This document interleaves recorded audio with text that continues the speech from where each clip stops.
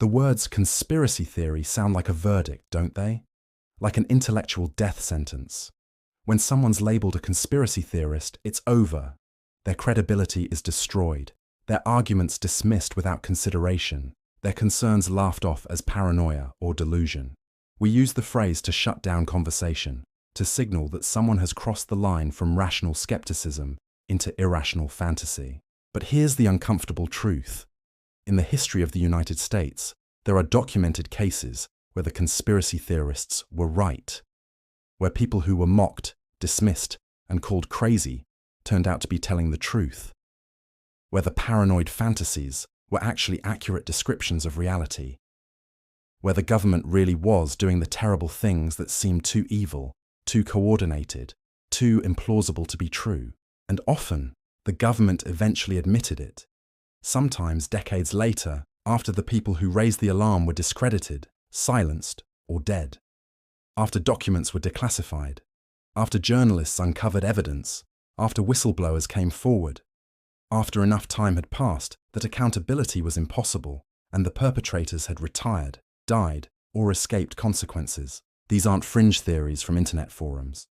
These are documented historical facts, confirmed by government records, congressional investigations, and official apologies. These are cases where they really are out to get you. It wasn't paranoia. It was an accurate assessment of reality. So let's talk about conspiracy theories that turned out to be true. Not because this validates every wild theory on the internet. It doesn't. Not because we should trust every paranoid accusation. We shouldn't. But because understanding these cases teaches us something important about power, secrecy, institutional corruption, and how governments operate when they think nobody's watching. These stories matter because they remind us that healthy skepticism of authority isn't always paranoia, that governments do terrible things and lie about them, that people who question official narratives are sometimes right, and that the truth often emerges only after it's too late to prevent the damage or punish the perpetrators. Story number 1. Experiments on people, the Tuskegee Study. Let's start with one of the most horrifying examples, the Tuskegee Syphilis Study. For 40 years, from 1932 to 1972, the United States Public Health Service conducted a medical experiment on African American men in Alabama. The subjects were poor, rural sharecroppers from Macon County, told they were receiving free health care for bad blood, a local term covering various ailments. In reality, they were part of a study observing the natural progression of untreated syphilis. The 600 men involved, 399 with syphilis, 201 without as a control group, were never told their real diagnosis. They were never asked for informed consent. They thought they were receiving treatment when they were actually receiving placebos and diagnostic procedures disguised as therapy. Here's the truly evil part. In the 1940s, penicillin became available as an effective cure for syphilis. The antibiotic could have saved the infected men, preventing the disease's terrible progression into neurological damage, cardiovascular problems, blindness, paralysis, insanity, and death. But the researchers running the Tuskegee study actively prevented the men from receiving treatment. They wanted to continue observing what happened when syphilis went untreated, so they deliberately withheld life-saving medicine from people who trusted them. The researchers went to extraordinary lengths to maintain their experiment. When World War II began, and many of the subjects were eligible for the draft, military induction would have meant medical examinations that might reveal their syphilis and lead to treatment. The researchers worked with local draft boards to ensure their subjects weren't inducted. When public health campaigns made syphilis treatment available in the area, the researchers ensured their subjects didn't receive it. When some subjects tried to get treatment elsewhere, the researchers tracked them down and persuaded them to remain in the study. Over 40 years, the men suffered and died from a disease that could have been cured. Their wives contracted syphilis from them. Their children were born with congenital syphilis, a devastating condition causing deformities, developmental problems, and early death. And all of this happened because government doctors decided that scientific knowledge about disease progression was more valuable than the lives and health of poor black men. For decades, if you claimed the US government was deliberately letting black men die of treatable disease for research purposes, you'd be dismissed as paranoid, as peddling racist conspiracy theories, as imagining plots that were too evil to be plausible. African American communities were suspicious of medical establishments, reluctant to participate in research studies, fearful that doctors couldn't be trusted. They were told these fears were irrational, the product of historical trauma and ignorance rather than legitimate concerns. Then, in 1972, a whistleblower named Peter Buxton, who had been raising internal concerns for years, went to the press. The Associated Press broke the story. Congressional hearings followed. Public outrage forced the study's termination. In 1974, the government reached a settlement with survivors and families, though the compensation was inadequate. In 1997, President Clinton issued a formal apology, acknowledging the study as deeply, profoundly, morally wrong, but the damage was done. The Tuskegee study destroyed trust between African American communities and medical establishments, trust that still hasn't fully recovered.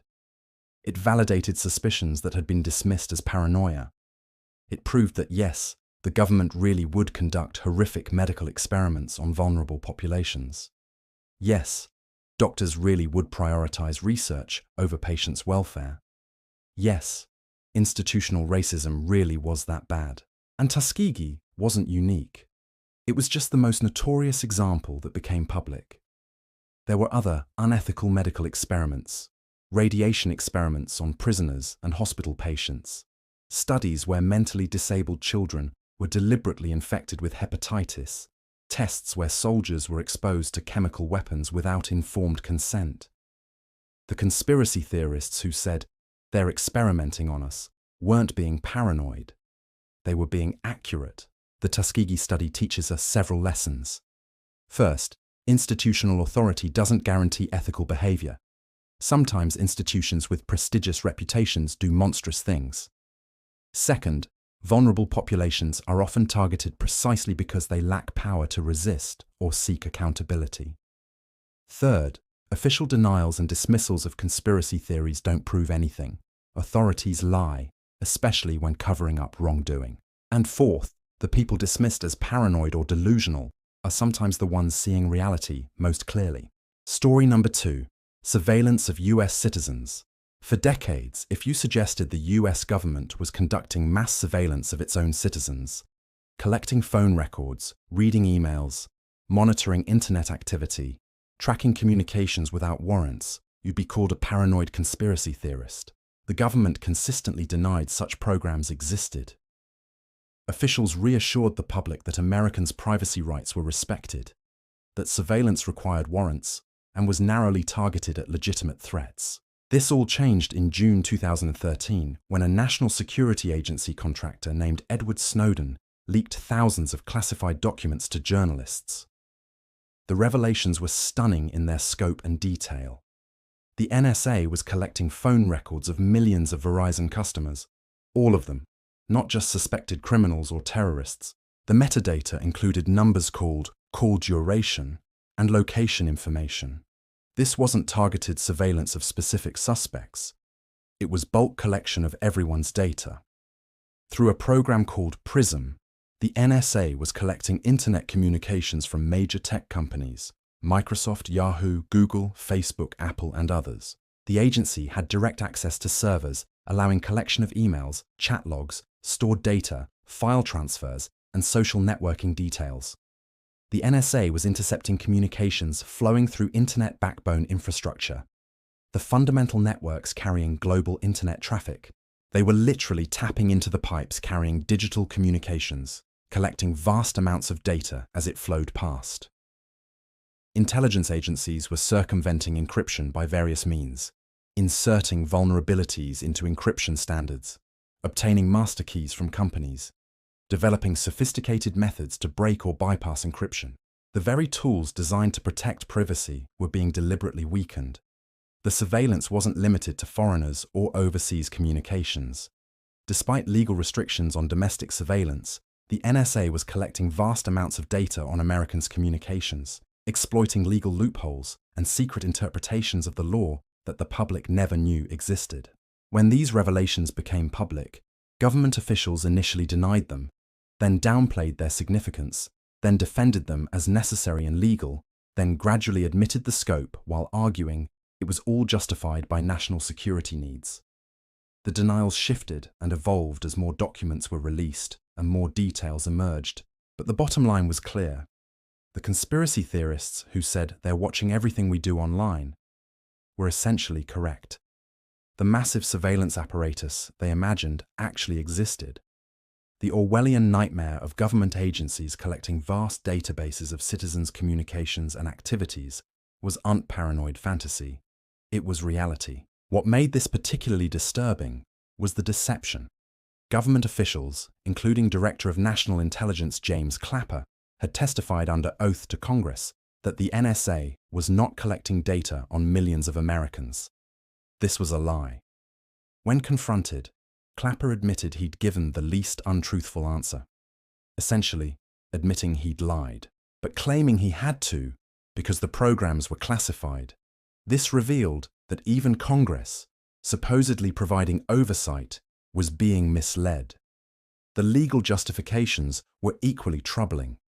Many of these programs relied on secret interpretations of law produced by the Foreign Intelligence Surveillance Court, FISC, a secret court that issues secret rulings. The government was claiming legal authority based on interpretations that neither the public nor most of Congress knew existed. Laws were being interpreted in ways their authors never intended and the public never understood.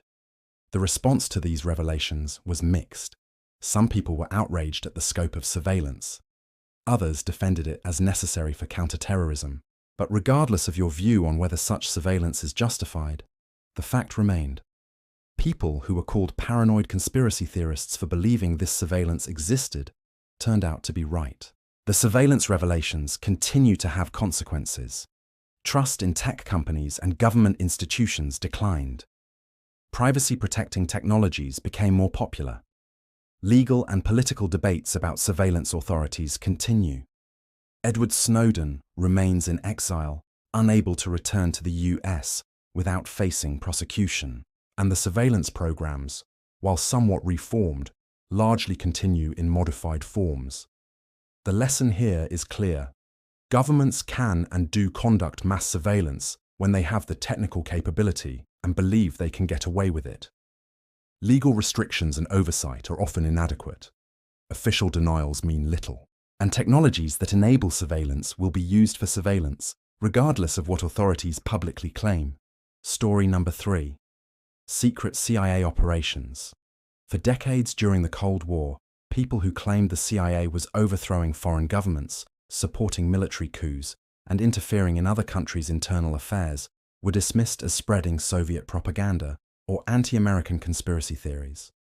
Government officials denied such activities. The official line was that the US supported democracy and self-determination, that accusations of CIA coups were enemy disinformation designed to turn world opinion against America. Then, documents were declassified. Participants published memoirs. Historians accessed archives. Journalists investigated. And it turned out the conspiracy theorists were right. The CIA had been doing exactly what they'd been accused of, and more. Iran, 1953. The CIA orchestrated the overthrow of Iran's democratically elected Prime Minister Mohammad Mossadegh. The operation, codenamed Teep Ajax, involved bribing politicians, organizing protests, and supporting a military coup. The reason? Mossadegh had nationalized Iran's oil industry, threatening Western oil companies' profits. The coup succeeded, restoring power to the Shah, whose authoritarian rule would eventually lead to the 1979 Islamic Revolution. The US government denied involvement for decades until finally acknowledging it in 2013. Guatemala, 1954. The CIA orchestrated the overthrow of democratically elected President Jacobo Arbenz. The operation, codenamed PB Success, involved propaganda, paramilitary forces, and a military coup. The reason? Arbenz's land reform policies threatened United Fruit Company's interests. The coup led to decades of military dictatorships and civil war that killed hundreds of thousands of Guatemalans. For years, US involvement was officially denied. Congo, 1961. The CIA was involved in efforts to assassinate Patrice Lumumba, the democratically elected Prime Minister of Congo. Documents reveal explicit discussions of assassination methods, including poisoned toothpaste. While the CIA didn't directly kill Lumumba, he was captured and killed by Congolese rivals. US involvement in destabilizing his government and supporting his enemies is documented. This contributed to decades of dictatorship under Mobutu Sese Seko. Chile, 1973. The CIA worked to undermine and overthrow Salvador Allende, Chile's democratically elected socialist president. Operations included economic warfare, support for opposition groups, and assistance to military plotters. The coup brought General Augusto Pinochet to power, initiating a brutal dictatorship that killed and tortured thousands. US involvement was denied, then gradually acknowledged. Nicaragua, 1980s. The CIA supported Contra rebels, fighting Nicaragua's Sandinista government. This included funding, training, weapons, and logistics. To fund the Contras, despite congressional restrictions, the Reagan administration sold weapons to Iran, illegal, and diverted profits to the Contras, also illegal. This became the Iran-Contra scandal. Evidence also emerged that the CIA turned a blind eye to Contra involvement in drug trafficking. These are just the most prominent examples. There were many more: involvement in the Bay of Pigs invasion of Cuba, support for coups in Brazil and Argentina, interference in Italian elections, operations in Laos and Cambodia, involvement in Afghanistan during the Soviet occupation, and countless smaller operations. What's striking is the pattern. Democratically elected governments pursuing policies that threatened US economic or geopolitical interests were targeted for overthrow. The targets weren't typically aggressive enemies threatening American security. They were independent governments making economic decisions the US opposed. And the replacements were often brutal dictatorships that served US interests while oppressing their own people. For years, people who claimed this was happening were dismissed as conspiracy theorists, as anti-American propagandists, as believers in communist disinformation. Respectable people knew the US didn't do such things. America supported democracy, not coups. Anyone who said otherwise was paranoid or deceived by enemy propaganda. But they were right. The US really was overthrowing governments. The CIA really was conducting secret operations to destabilize countries and support coups. The people called conspiracy theorists were accurately describing reality, while the official denials were lies. Many of these operations only became publicly known decades later, through declassification, memoirs, investigations, and historical research. By the time the truth emerged, the perpetrators had retired or died. The victims couldn't be compensated, and accountability was impossible. The pattern repeated: deny, deny, deny, then quietly acknowledge decades later when it no longer matters. These revelations had lasting consequences. They contributed to anti-American sentiment worldwide. They validated accusations from adversaries. They damaged US credibility on democracy and human rights. They created blowback, the term CIA analysts use for unintended consequences of secret operations. The Iranian Revolution, anti-American sentiment in Latin America, instability in Central America, all can be partly traced to these interventions. The lesson: powerful nations really do interfere in other countries' affairs when they believe it serves their interests. They do so secretly. They deny it when accused. And they only acknowledge it when the truth can no longer be hidden, or when admitting it no longer matters. And the people who see this happening and try to warn others are often dismissed as conspiracy theorists until history proves them right. Story number 4. Mind control experiments. MK Ultra. If you claimed in the 1960s and 1970s that the CIA was conducting secret experiments on mind control, using psychotropic drugs on unwitting subjects, trying to develop techniques for breaking down prisoners, and creating programmable agents, you'd be dismissed as having read too many spy novels. That's the stuff of fiction. Governments don't actually experiment with mind control, right? Wrong. The CIA really did conduct extensive experiments on mind control, and when this was exposed, the agency tried to destroy the evidence. MKUltra was a CIA program that ran from the early 1950s to the early 1970s. Its goal was to develop techniques for mind control, interrogation, and psychological manipulation. The program involved dozens of universities, hospitals, prisons, and pharmaceutical companies, though many participants didn't know they were working for the CIA. The experiments were wide-ranging and often horrifying. Researchers administered LSD and other drugs to subjects without informed consent, sometimes without their knowledge at all. CIA operatives would dose people secretly to observe the effects. In one notorious case, an army scientist named Frank Olson was given LSD without his knowledge, suffered a psychotic episode, and died after falling from a hotel window, possibly suicide, possibly something else. The program experimented on prisoners, mental patients, drug addicts, prostitutes, and others seen as vulnerable or expendable. Researchers subjected people to sensory deprivation, isolation, verbal and sexual abuse, torture, and various forms of psychological trauma. The goal was to break down personality and resistance to see if people could be controlled or reprogrammed. Some experiments were conducted in universities under academic cover. Professors researched mind control techniques, funded by CIA fronts, sometimes not knowing the money came from intelligence agencies. Students and volunteers participated in experiments whose true purpose was hidden from them. Other experiments happened in prisons. Inmates were offered reduced sentences or rewards in exchange for participation. Many didn't understand what they were agreeing to. Some were given dangerous drugs repeatedly, subjected to extreme conditions, or used in experiments that caused lasting psychological damage. The program extended internationally. In Canada, psychiatrist Ewan Cameron conducted experiments at McGill University's Allen Memorial Institute, funded by the CIA. His depatterning technique involved drugging patients into extended sleep, administering electroshock therapy at many times normal intensity, playing repeated tape-recorded messages, and attempting to break down and rebuild patients' personalities. Victims suffered permanent psychological damage. The CIA also researched biological and chemical agents as potential weapons or interrogation tools. This included investigating toxins, poisons, and incapacitating agents.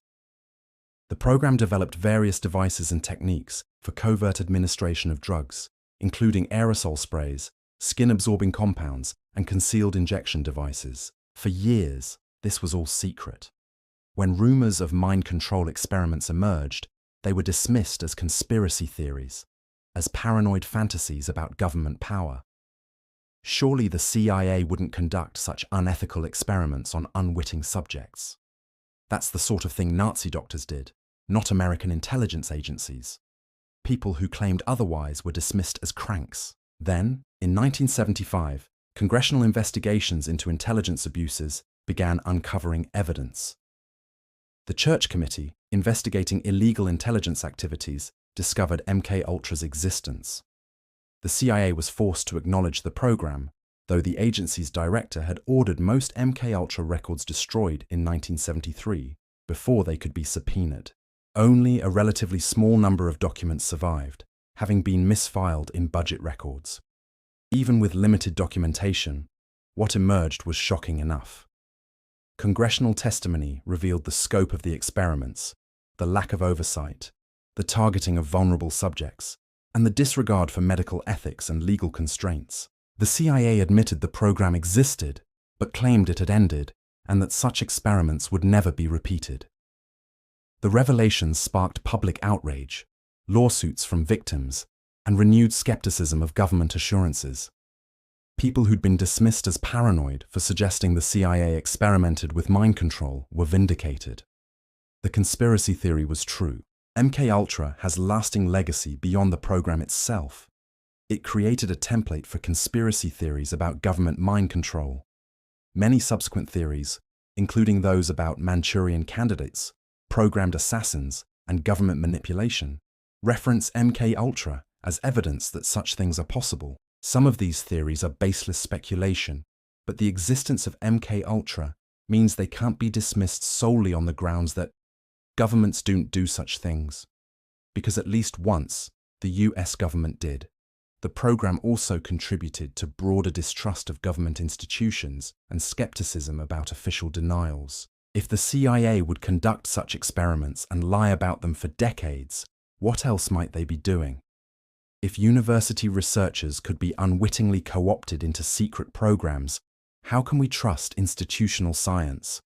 These questions don't have simple answers, but MKUltra makes them legitimate rather than paranoid.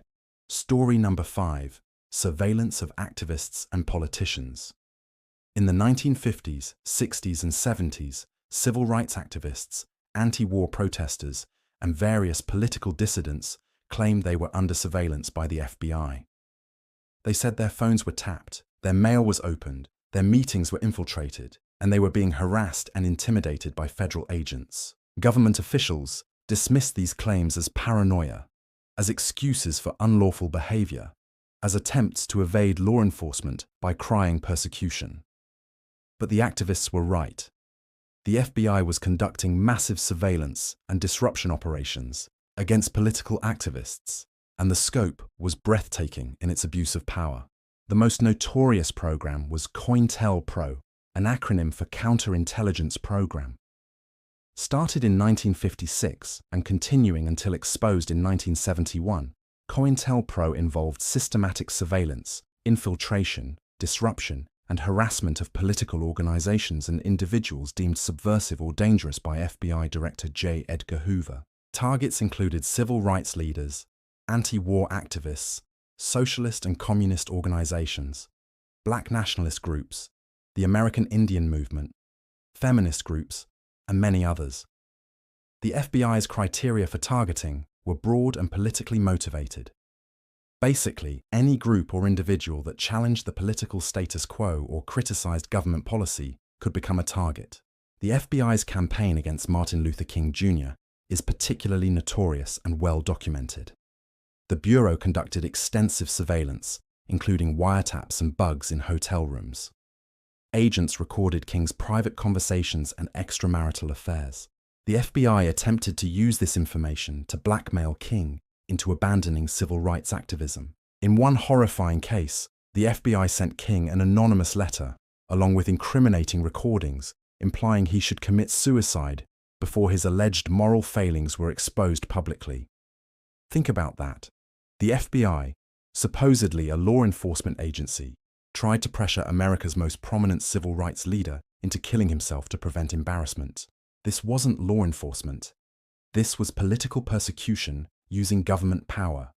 The FBI infiltrated organizations with informants and agents provocateurs who would encourage illegal activity, escalate conflicts, spread disinformation, and disrupt movements from within. In some cases, FBI agents or informants suggested or initiated violence, then used that violence as justification for crackdowns.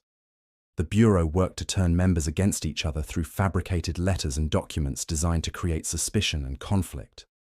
They spread false rumors about activists being informants, causing paranoia and destroying trust within movements.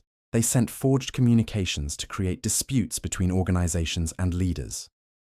The FBI coordinated with local police to harass activists through repeated arrests on minor charges, traffic stops, and other petty law enforcement actions designed to intimidate and drain resources. They pressured employers to fire activists, landlords to evict them, and colleges to expel student activists. The program extended to journalists, lawyers, and anyone who associated with targeted groups. Having left-wing political views, attending protests, or associating with targeted organizations could make you a surveillance subject. The scope was far broader than anything that could be justified as legitimate law enforcement or counterintelligence. For years, this was all denied. When activists claimed they were being surveilled and harassed by federal agents, they were dismissed as paranoid, as exaggerating minor law enforcement contacts into grand persecution narratives. Surely the FBI wasn't targeting peaceful activists. If you were under surveillance, you must have done something to warrant it. The government wouldn't abuse its power that way. Then, in 1971, Activists calling themselves the Citizens Commission to investigate the FBI broke into an FBI office in Media, Pennsylvania, and stole documents revealing COINTELPRO's existence. They leaked the files to newspapers. Congressional investigations followed. More documents emerged. The extent of FBI abuses became undeniable. The revelations were shocking even to people predisposed to trust government. The FBI had systematically violated civil liberties, exceeded its legal authority, and conducted political operations against citizens exercising constitutional rights to free speech and association. All of this was done secretly, without oversight, based on Director Hoover's personal political views about what constituted appropriate political activity. In response to these revelations, reforms were implemented. Guidelines were established limiting FBI domestic surveillance and political investigations. Oversight mechanisms were strengthened. Congress created intelligence committees to monitor such activities. Many of these reforms have been gradually weakened since then, especially after 9/11. But the principle that such abuses shouldn't happen was established. The exposure of COINTELPRO vindicated activists who'd been called paranoid for believing they were under surveillance. It validated suspicions that had been dismissed as conspiracy theories.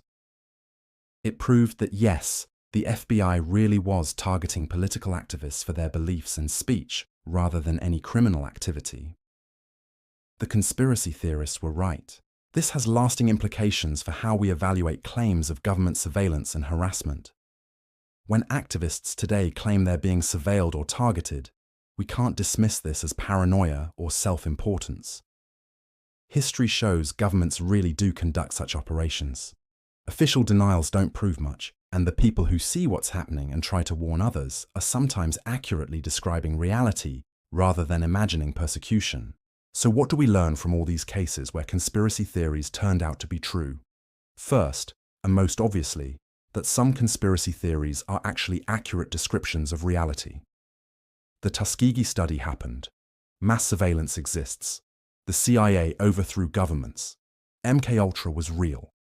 COINTELPRO targeted activists. These aren't speculation or paranoia. They're documented historical facts, confirmed by government records and official admissions. Second, that governments can and do conduct operations that seem too evil, too coordinated, or too implausible to be believed.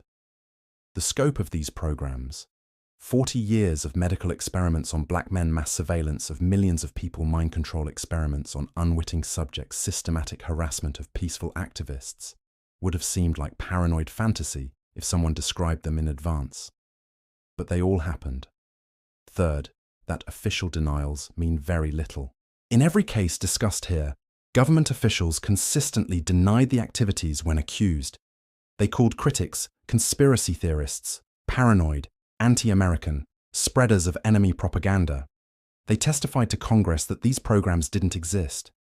They used their authority and credibility to dismiss legitimate concerns. And they were lying.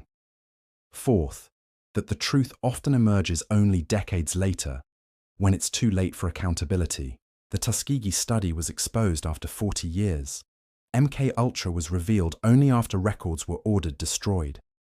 COINTELPRO became public only through a burglary. CIA coups were acknowledged decades after they occurred. By the time truth emerged, the perpetrators had retired or died, victims couldn't be compensated, and consequences couldn't be prevented. This pattern suggests that current government denials about ongoing programs should be met with healthy skepticism. Fifth, that vulnerable populations are often targeted because they lack power to resist or demand accountability. Tuskegee experimented on poor black sharecroppers. MKUltra used prisoners, mental patients, and drug addicts. COINTELPRO targeted political minorities and dissidents.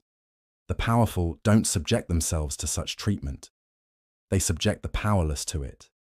This means that when marginalized groups claim they're being targeted or abused, we should listen rather than dismiss their concerns as paranoia. But, and this is crucial, the fact that some conspiracy theories proved true doesn't mean all conspiracy theories are true, or that we should believe every paranoid accusation. That's a logical fallacy. Most conspiracy theories are still false. Most government actions don't involve secret evil plots. Most official statements are reasonably accurate. The existence of real conspiracies doesn't validate conspiracy thinking generally. What it does mean is that healthy skepticism of authority is warranted, that we shouldn't automatically dismiss claims just because they sound implausible or because officials deny them, that we should demand transparency, oversight, and accountability from powerful institutions, that we should take seriously the concerns of people who claim they're being targeted or abused, especially if they're vulnerable or marginalized, and that we should remember history's lessons about what governments do when they think nobody's watching. The conspiracy theories that prove true share common features. They involved abuses by powerful institutions against vulnerable populations. They were consistently denied by authorities. They were eventually exposed through whistleblowers or investigations, and they were acknowledged only after accountability became impossible. When evaluating current conspiracy theories, we should look for these patterns. We should ask, who benefits from this supposed conspiracy? Who would be harmed? Are the accusers powerful people scapegoating vulnerable groups, or vulnerable people describing how they're being mistreated by the powerful?